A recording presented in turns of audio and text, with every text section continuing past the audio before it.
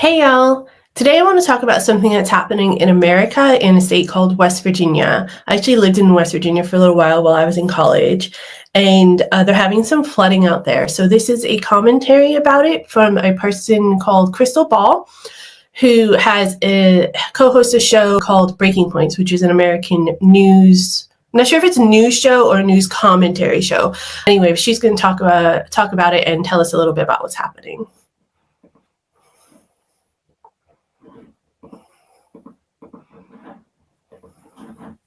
We've come to North Carolina with a simple message for all the people of this region who are hit so hard by Hurricane Helene. And that message is very simple. You are not forgotten any longer. You were treated very badly by the previous administration. That was Donald Trump pledging to fully rebuild North Carolina after devastating flooding that was caused by Hurricane Helene, and also slamming the Biden administration for what he claimed was their inadequate response. Now, Trump, you may recall, campaigned extensively on the supposed failures of the Biden administration to come to the aid of Western North Carolina in their time of need, tying that to his own supposed commitment to working class Americans. Well, we've now got the first test case for how the Trump administration is going to approach disaster relief in his second. Just for context, that was not the case when that hurricane hit North Carolina. There was plenty. It's called FEMA, which is like a federal aid group that handles natural disasters on domestic soil in America. And Biden sent plenty of aid and funds. I don't know if it was plenty because I don't know how those things are actually determined, but he did send aid and resources to that area when it was flooded. So it's not an accurate portrayal by Trump originally anyway. An Elon Musk fueled turn in the White House. And so far, the answer is near complete abandonment. So 10 days ago, parts of Virginia, West Virginia, Kentucky, Tennessee, they were all hit with devastating floods after a rapid snowmelt was then followed by torrential rains. Rivers overran their banks. Roads were completely swamped. Thousands of houses and businesses were destroyed. More than a dozen people actually were killed in these floods. More than 1,000 people had to be rescued. You're seeing some of that on the screen right here in order to survive the raging waters and resulting mudslides. This is horrific. For those of you who don't know, that area is extremely mountainous. There's a lot of peaks and valleys in that area, and there's a huge river that runs through it as well. So in West Virginia specifically, in the capital, it's kind of like London in the sense that how the Thames runs through London, and it's a very, very vast river that spans a very long distance, and it has strong currents and that kind of thing. So imagine being in London and the Thames kind of overflowing into all of these areas, not just in London, but all of the areas that the Thames flows through. That's kind of what an equivalent would be here. West Virginia Governor Patrick Morrisey declared a state of emergency in 10 counties in southern West Virginia as a result of those floods. But so far, while Trump has approved an emergency declaration in neighboring Kentucky, no such designation has come for West Virginia. That means not one penny of federal aid and no FEMA. West Virginia, one of the poorest states in the country, and by the way, one of the most Trump supporting, has literally had to fend for itself. Now, southern West Virginia, and these counties in particular, are the historic heart of coal country. It was here that miners were subjected to indentured servitude until gaining union rights in armed insurrections against company rule like the Battle of Blair Mountain. After having their resources plundered by robber barons who didn't care whether miners lived or died, they then watched. I'm sure there's a lot of people that can relate to that as well, because I know there's coal country and I think some of the northern or maybe Midland areas here in the UK, and I know they had to fight for a lot of their rights and a lot of their safety and stuff too. And it was devastated area once the country moved away from coal. A lot of jobs were lost and a lot of communities were devastated. And it's a very similar situation in this area of the West Virginia as well, when the United States started to move away from coal as well. As the industry declined with nothing to replace it, leaving a wake of economic devastation. In fact, two of the hardest hit counties, McDowell and Mingo counties, they're among the poorest in the nation because of this legacy of exploitation, neglect, and abandonment. even before these floods hit, they were struggling, and now they are literally and figuratively underwater. My friend JD Belcher is a filmmaker from the area. He posted drone footage of the damage to his channel, Creepalacha. This was no small incident.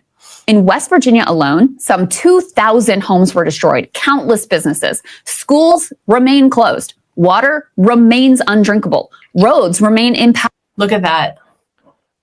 I remember, because I went to school there, and I remember I was home on a break or something, and I remember driving back, trying to get back to school with my parents.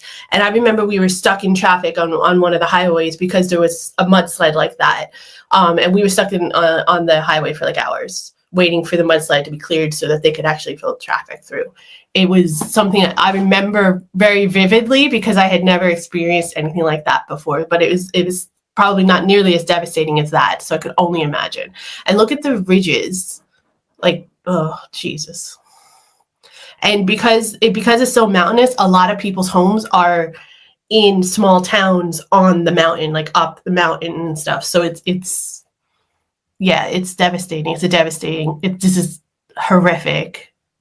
Oh my goodness. Passable. Some areas flooded 3 feet higher than the previous record. It was historic devastation. And 3 feet, that's like, I'm 5 foot. I'm a little over 5 foot. It's like basically to my chest.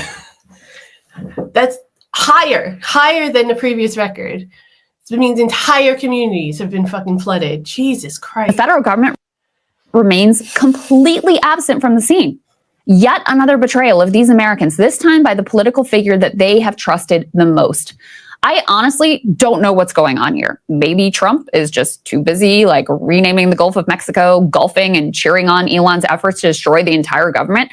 After all, it seems like if he was gonna care about any ordinary people, it'd be this state and these people who vote for him in some of the most overwhelming numbers of anywhere in the country.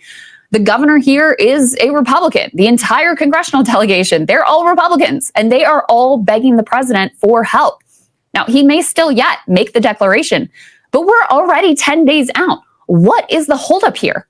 Now, I'm told one potential issue could be that the declaration process requires locals to fill out surveys online and testing to the damage, but broadband access is limited to non-existent in some of these communities. Not to mention, yeah, how are they supposed to do that?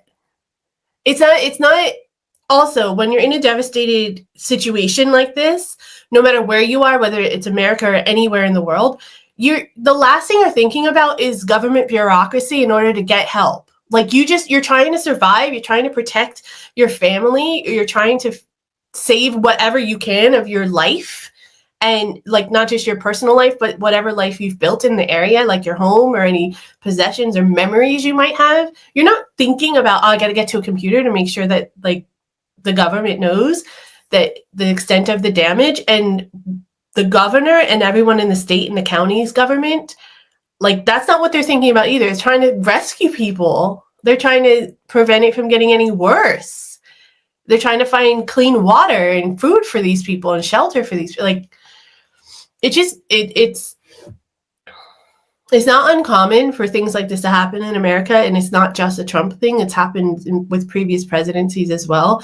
But it's a very good example of how the American government does not think about its people. It's probably like number 10 on the list, if it's even on the list. It's just such a far-fetched concept for the American government to actually work for its people. And Trump is not, obviously, apparently not doing anything. And like I said, I had a hard time finding anything about this stuff, even any news coverage. I didn't expect a lot of international news coverage because it's kind of a local thing, but even like American news outlets that I would normally go to find information about this are not talking about it. It's been almost 2 weeks. These people devastated. It's something that should be on news channels, especially if they're not getting aid. That should be something that should be on all national news to put pressure on the government to help them. they're a little busy trying to dig out and put their lives back together here with no help from the feds. Now, local news outlets are starting to ask whether this abandonment of West Virginia is actually intentional. if it's actually part and parcel of a Trump administration ideological project. In particular, this regional paper pressed Senator Shelley Moore Capito on if she thought Elon's DOGE cuts were hurting the response, noting that FEMA has been hit already with staffing cuts thanks to the federal government purge. They also asked her if she expected Trump to completely dismantle FEMA and send it to the states, as he has previously suggested. Now, that's a good point. It could be that there's like a lack of resources on a federal level because of everything that's been happening over the last few months. But that's not an excuse, because there shouldn't be, that's why you shouldn't just go into these types of cuts on a federal level with a hatchet. Like you need to be very precise. You need to do your research. That's one of my complaints about how this is being handled anyway at that level. Capito said she didn't think so, saying, quote, "I don't see a scenario where all disaster relief goes to the states. I really don't. I think that there's just too much in some of these disasters that are very large, too much for a state to be able to handle." Yeah, and when we have things like the National Guard, and you can at a state level request the National Guard to come in and help when you have some kind of need for extra security in cases like this, where you might need some extra security and the local law enforcement might need some assistance, but they can't demand it. The federal government still has to step in and say, yes, we're going to send National Guard to your area and help you out. So the whole point of the United States is that there is a relationship between the state government at the state level and the government at the federal level to work together for the betterment of the people. That's the whole point. But there's no real indication that Trump and his band of austerity radicals really cares about any of that. In fact, they've already previously unreported significant cuts to federal disaster relief. According to DropSite, at the bidding of the Trump administration, Speaker Mike Johnson slashed over $100 million from a program to help disaster victims with legal aid.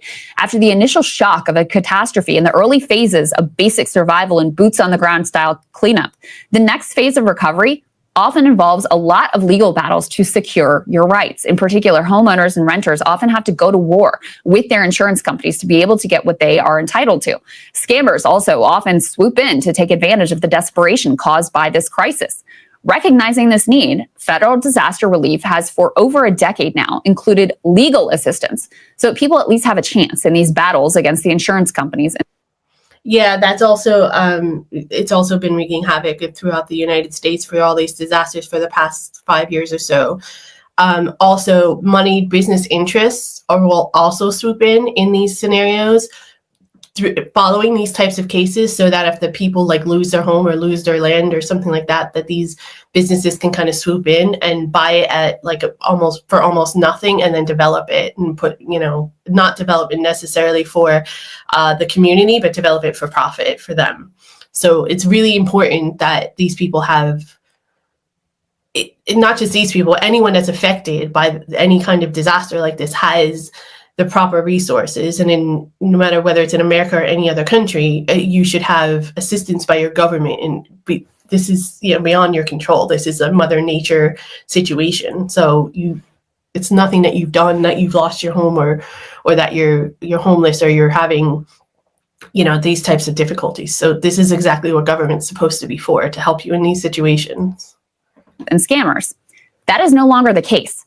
At the direction of Trump budget director Russ Vought, House Republicans stripped all the money that was meant to fund legal assistance for victims of floods, hurricanes, and fires. Now, the impact of these cuts will be felt most acutely in rural areas, places like southern West Virginia, where government-backed legal aid nonprofits are literally the only available options. And it will also be most acutely felt among poor people who have no resources to fight back without this assistance. Now, Vought, he's an anti-government ideologue. He's attempted to push these cuts through before during Trump's first term, but to no avail. But in the new Trump administration, fueled by this sort of anarcho-capitalist flavor, Russ's assault on federal disaster relief was taken up and passed, no problem whatsoever. But whether this is an ideological commitment or an accidental oversight, West Virginia's fate here is a preview of what's to come if Trump and Musk and Vought get their way with gutting FEMA. Everyone will suffer. But actually, the hardest hit That's going to be rural areas in small states, the kind of places where politicians like Trump are happy to go and do a photo op when it serves their interest and immediately cast aside as soon as the news cycle moves on. And that was crazy. I actually went to school in West Virginia, and right in the capital city. I've had a lot of friends that locals, and I remember visiting their homes and stuff. And it's just a poor area. That's really devastating that it's happening, that you can't really find any details on it, and that the government seems to have just left them on their own. Very disappointing. I'm going to continue to try to find information on it. If all of what Krystal said is true, then that's really devastating and disgusting.